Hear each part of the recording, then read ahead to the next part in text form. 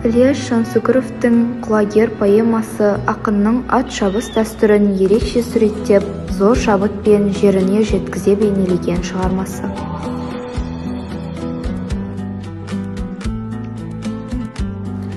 Ереймен таудың етегінде Сағынайдың асы беріледі.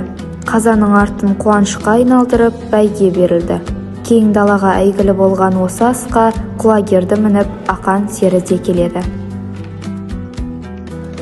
Жануар жүйрігі кен жылқыма.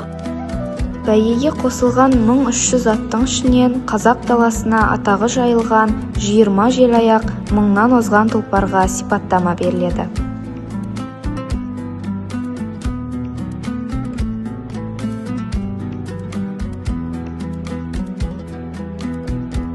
Менің атым Ақан.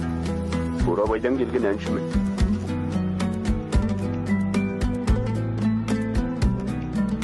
Егер құлагер бәйгеден озып келсе, қандай тілегің бар?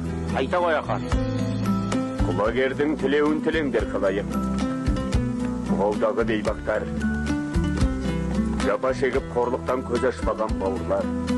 Үстімдегі ер тоқымы менікі болса да, құлагер мұна олан асыр ұлай қаста сендердікі.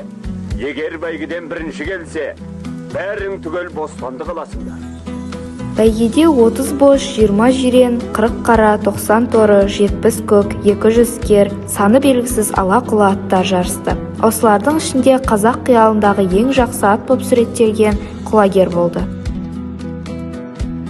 Ақмылтық ұшқыр боз ат бар астында, жау тұрды жасырынып жар астында. Жол үсті тасқа біткен қарағанның әлгі тұр атты күтіп дәл астында. Поэманың жалғыз қазық тарауында құстай ұшып келе жатқан құлагердің тізгінін жіберсе-ақ, өзге аттарды артқа тастап оза жөнелейін деген сәтінде көк өзектегі қылтада мерт болды.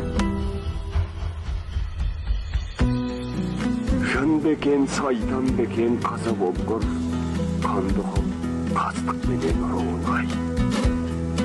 Құлагер, құлыныңнан керімедің, нағашым сұрағанда беріп едің. Аттарды ерейменге айдағанда оқты көз, ұғыйылмыр көріп едім. Қайғылы ақын мерт болған құлагердің басын құшақтап, көзінен қанды жасы ағып қала берді.